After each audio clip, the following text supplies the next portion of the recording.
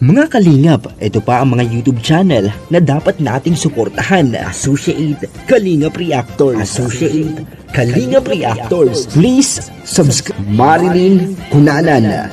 Marilyn Cunanan. Kalingap Reactors. Hanap-hanap, tumutulong sa kapwa at taong mahihirap.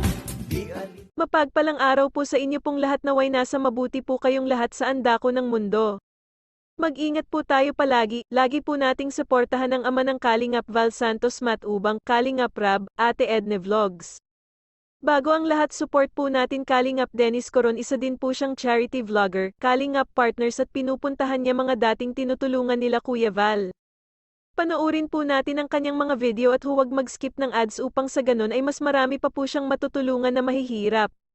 Nakakagulat po na balita na sinabi sa atin ni Kalingap Rab na yun nga raw ayaw na magpa-vlog si Erica dahil nakiusap ang lola at lolo ni Erica na ayaw na po magpa-vlog, saka dahil anan po ay super busy si Erica sa pag-aaral niya, kung kaya't pinahinto na lang ang pag-vlog kay Erica para focus na lang sa kanyang pag-aaral, kaya ay respeto po na lang po natin kung ano ang desisyon nila. Sana makapagtapos si Erica sa kanyang pag-aaral kahit wala ng tulong ng Kalingap.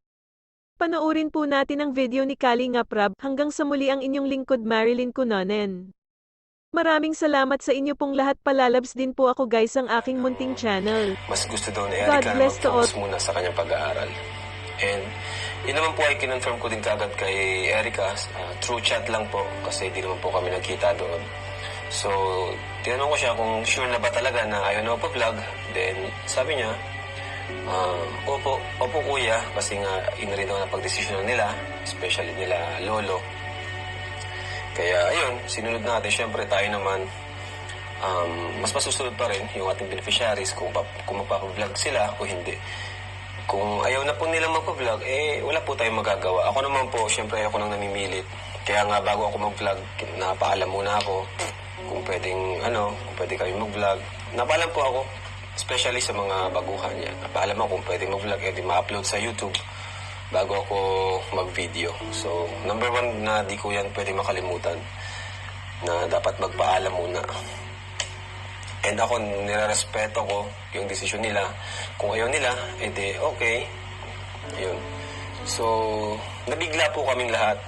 Lalong-lalo na ako nabigla. Lahat kami nabigla. Akala ko lang, sa schedule lang.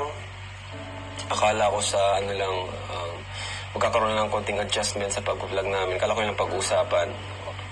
Or may request sila na about sa vlogging, baka meron silang papakiusap sa akin. Pero, yun nga po, ayaw na po talaga nilang magpa-vlog. So, ayun, nagulat ako. And then, ayun, tinanong ko sila, bakit? Ano po yung dahilan? And yun nga po, ang dahilan nila lola, ay mas gusto daw ni Erica na makapag-focus na lang sa pag-aaral. So, yun pala ang dahilan. Kaya pala, nung mga nakarang linggo ay ang hirap naming magkaroon ng schedule kay Erica.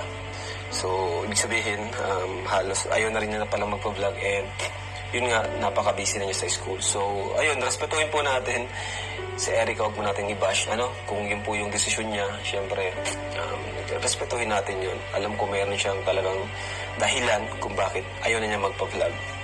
So, ayun, marami pa kami napag-usapan, pero di ko na po sasabihin lahat, mga detalyado. Yun na lang pong mga importante niyong malaman kasi dapat ko nang sabihin talaga kasi alam ko naman may mga naghihintay.